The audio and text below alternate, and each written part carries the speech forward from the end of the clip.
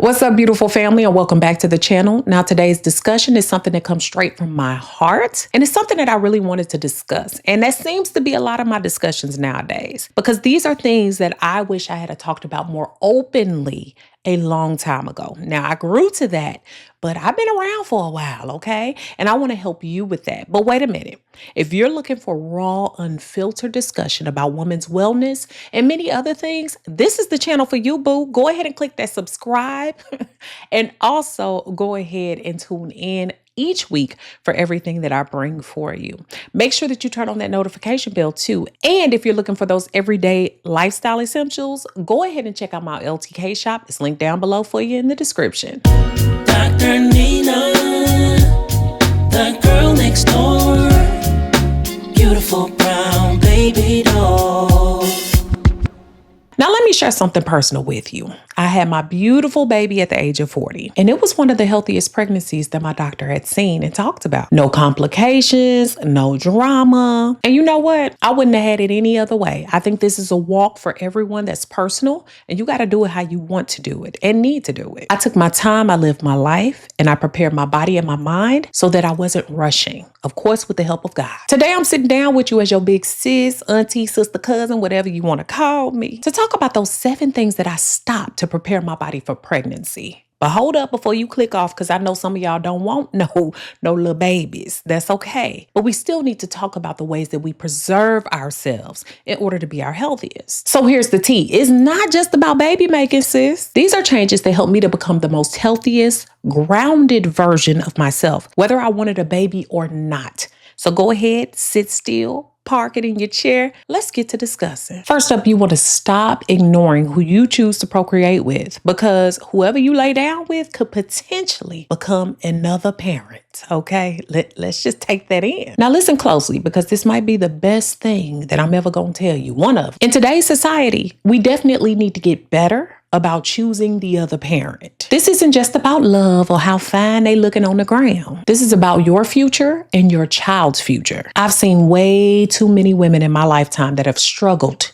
because of parenthood, but more so because they're with someone who wasn't ready, wasn't willing, and wasn't worthy.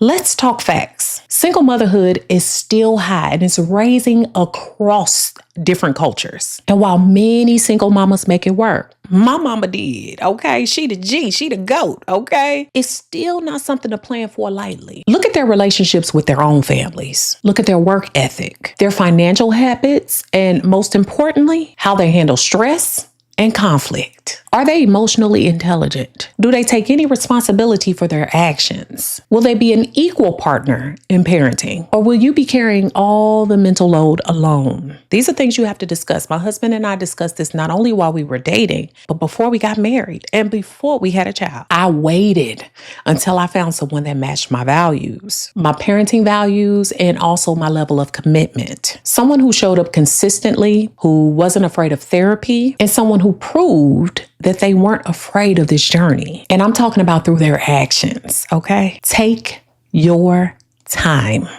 There is no rush. Your fertility journey will be so much smoother when you're with someone that's truly showing up as a partner, a reliable and dependable one, not just your baby's other parent. Now, we got to stop guessing about our hormones. Let me put you on game about something crucial. Understanding exactly what's happening inside your body. I used to think that if my period came regularly, even though I know biology, that everything was just fine. But here's the game changer. I started seeing an endocrinologist and a hormone specialist well before conceiving. So they checked everything, y'all. Thyroid, cortisol levels, insulin, you name it. Turns out that knowing your hormone baseline early is like having a roadmap for your fertility journey. And I urge you, if you can, don't wait until you're actively trying. These tests can help you to optimize your health right now and tell you what you could be doing to better prepare your body. Plus, if anything needs balancing or working out, you can work on that without having all the pressure around it.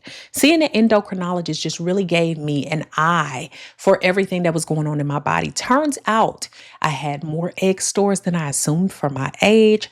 I had a lot of other things that were great going on for me. I knew my current health and what was in crisis and what wasn't, which thank God nothing was. I knew that my fallopian tubes were working. I knew exactly how things were moving. And sometimes that gives you the confidence in order to approach this more soundly. Okay, y'all, we got to get real, but we got to stop ignoring stress. I know we always talking about good vibes only. But let's be real here. Good vibes help. They're wonderful. But if you're ignoring your stress, that does not make it go away. I had to stop pretending that I was any form of Wonder Woman. Y'all see, I used to have all the Wonder Woman cups and stuff like that. Still love it, but I ain't Wonder Woman. I had to really pay attention to the things that were pulling and draining my energy and stressing me out. That meant having some real conversations with my partner, setting a lot of boundaries at my work, and sometimes just saying no, because sometimes I wasn't good at that. And when I talk about boundaries, I'm going to be talking more about that because, go ahead and put a book in the comments if you made it this far.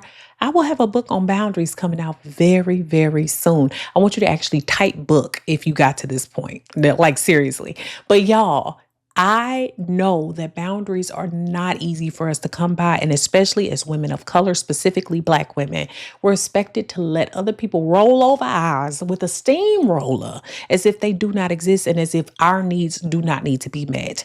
If you need to say no to save your body, to give it a fighting chance, then say it. It's also important to stop the crash dieting because a lot of people will talk about, losing all this weight before it's time to conceive and all of that. But sometimes that's being done with unhealthy means. And this might be controversial, but I stopped trying to get my perfect pre-pregnancy weight. Okay. I had to learn that my body was doing what it needed to do. Now, I'm going to tell y'all something from my own personal chart. This is not everybody's health, but I know when I went to the endocrinologist, it was encouraged for me to even gain a few pounds at that time because of the weight that I was. And it wasn't necessarily, especially with the amount of training that I was doing, the athleticism that I have and what I do. And I'm getting back into it now, which is why the weight is coming off again.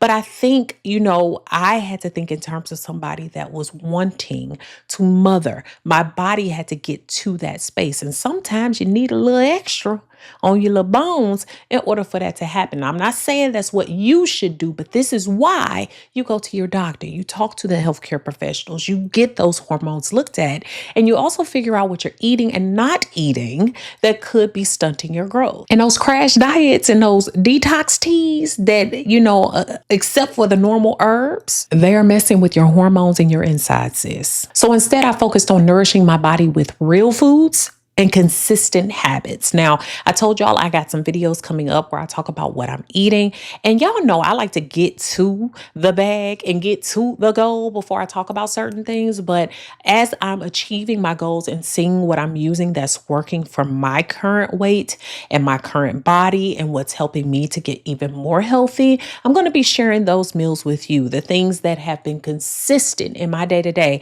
that have kept me as healthy as possible. It's important to stop skipping those doctor visits. And I know. Who has time for all these doctor's appointments when you're already feeling fine? I could not skip any annual visits. I always wanted everything checked. And y'all know I hammer that into y'all here. Your preconception health is about more than just taking vitamins. Y'all, I had to really, even though I was pretty and still am pretty healthy, I still wanted to watch those things and make sure that nothing was getting out of whack while I was preparing my body for the next level.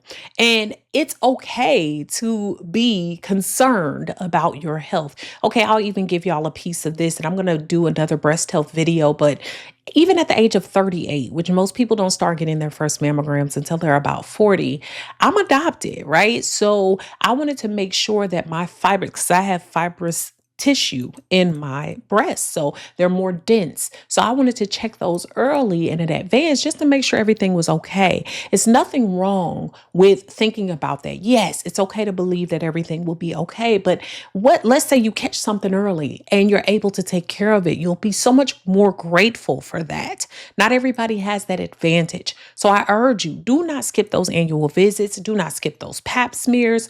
Get your STD health checked. Get all of those things things checked just to make sure your body is functioning in tip-top shape. And even those things like your insulin levels, your vitamin levels, your cholesterol, many other things that I've mentioned, those things should be looked at consistently to see if there's any changes that are occurring, any drop-offs, any dips, or any heightens. So you want to make sure those are going on and make sure those annual visits are going on so that you can review your body over several years. Now, this is me preaching to the choir, okay? I already know y'all know the deal, but I had to stop my hot girl habits. Y'all know what I'm talking about. Hot baths, hot saunas, hot yoga sessions. I had to dial all of that back because too much heat is not great when you're trying to conceive. And that's not something that's talked to us about, early on or in advance to conception. And I know some people are going to be on here like, well, I like to boil in the shower and I still got pregnant. Some people can cough and get pregnant, okay? And that's cool.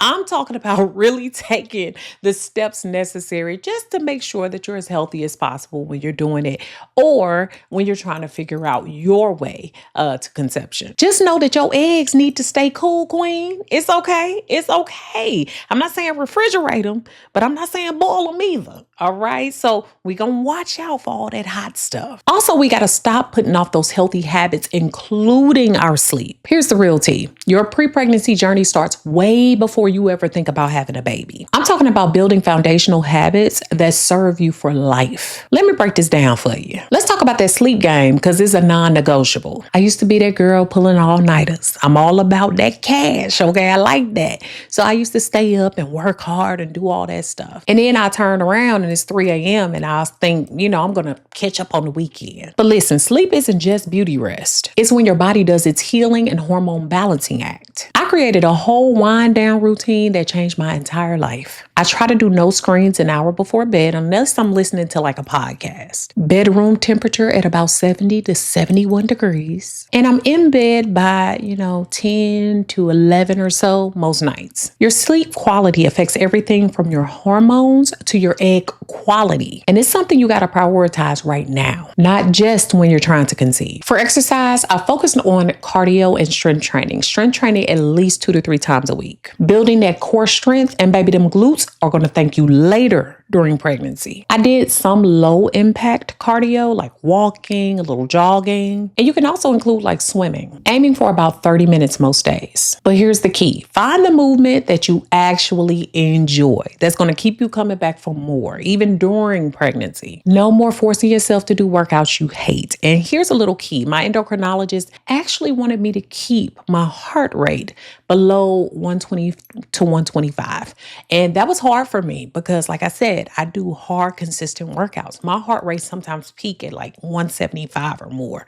So it was hard for me to think in terms of pulling my heart rate down, but it also was to keep my body from those stress signals. And with nutrition, it's about an 80-20 balance. I started meal prepping to make sure that I got enough protein. Protein was the name of the game. We're talking eggs, fish, lentils, lean meats, and legumes.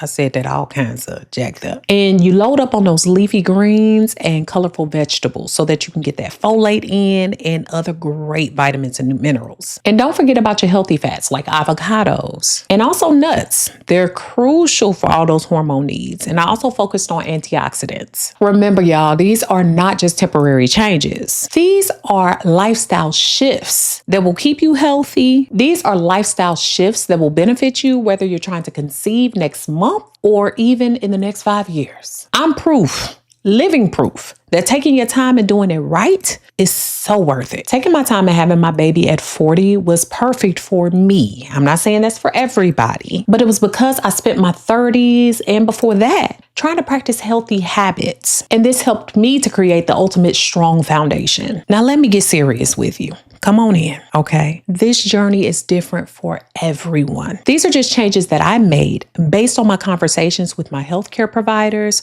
knowing my own body, and also through doing my research. Always talk to your doctor about what's right for you. If you found this helpful, don't forget to like and subscribe. Okay, go ahead. Drop a comment below sharing the changes that you have made or some of the things you wish someone had told you before it was time to conceive or before you did conceive. And if you want to know where I got my lip gloss from, my look, all of that, go ahead and check out my LTK shop, sis. I also have my pre-pregnancy prep essentials in there, okay? Everything is linked below in my LTK. Until next time, take care of yourselves. Beautiful brown baby doll.